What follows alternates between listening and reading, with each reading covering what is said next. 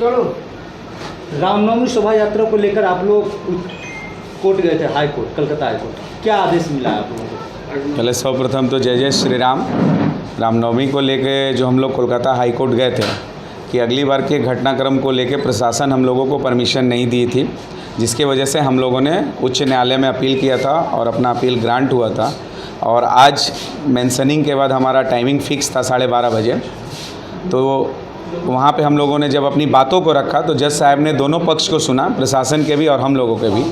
तो हम लोगों ने कुछ एविडेंस दिए थे, जिस रोड को हमें अवॉइड किया जा रहा है उसके बारे में जज साहब ने पूरा डिटेल में जाना कि क्यों अवॉइड किया जा रहा है और फरसा रोड क्यों दिया जा रहा है। तो पूरा डिटेल देने के बाद जज साहब ने बोला कि जब ये फंक्शन पिछले कई दशकों से होते आ रहा है तो इसमें देने में कोई प्रॉब्लम नहीं है। सिर्फ प्रशासन की तरफ से जो बोला गया कि ह्यूज संख्या में लोग होते हैं तो उसको रिड्यूस करने के लिए उच्च न्यायालय ने हमें बोला है कि उसको रिड्यूस करके कम करना है और शोभा यात्रा वाया जीटी रोड ही निकलेगी। इसका परमिशन हमको ग्रांट हो गया। लोगों को लेकर निकालने का उच्च न्यायालय के द्वारा बोला गया है कि जो अंजनी पुत्र सेना या विश्व हिंदू परिषद के जो भी संस्थापक और जो सदस्य हैं उनके 200 लोग उसमें रहेंगे।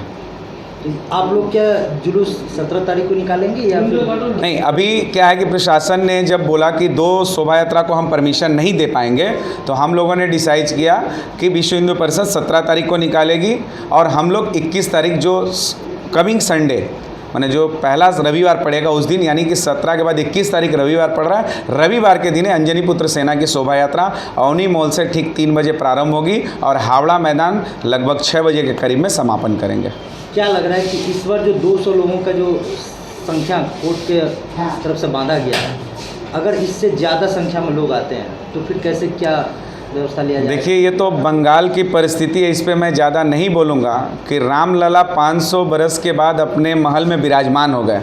लोगों में खुशी अत्यंत है, उसके बावजूद भी कोर्ट से हमें एक शोभा यात्रा निकालने के लिए परमिशन लेना पड़ रहा है। तो प्रशासन की निर्लज्जता हो गई और आज के डेट में हम एक शोभा यात्रा निकालेंगे जिसमें हमको टाइम बिंग करना पड़ रहा है कि 200 लोग। आज हिंदू धर्म सनातन धर्म में इतना उत्साहवर्धन है रामलला को लेकर, लेकिन उच्च न्यायालय का आदेश है जो हमको मानना पड़ेगा।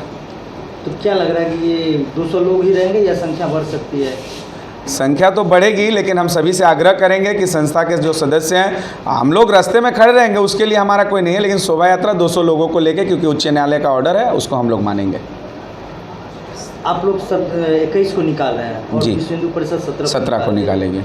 तो क्या लग रहा है ये डिफर करने का कारण? अच्छा है ना, प्रशासन ने एक दिन के लिए रोका था हम लोगों को कि हम नहीं निकालने देंगे, आप फरसा रोड से जाइए। तो हम लोग तो खुशी हैं कि कम से कम इसी बात पे हम लोग 2 दिन निकालेंगे और उसी रूट में निकालेंगे। तो प्रशासन अब कैसे व्यवस्था करेगी तो प्रशासन की जिम्मेदारी है। सिक्योरिटी को लेकर के क्या सिक्योरिटी के लेके उच्च न्यायालय ने बतलाया है कि अगर प्रशासन नहीं संभाल सकती है तो पैरामिलिट्री फोर्स को ले ले, क्योंकि वहाँ पे यूनियन ऑफ इंडिया के भी रिप्रेजेंटेटिव थे, इलेक्शन कमीशन ऑफ इंडिया के भी रिप्रेजेंटेटिव थे।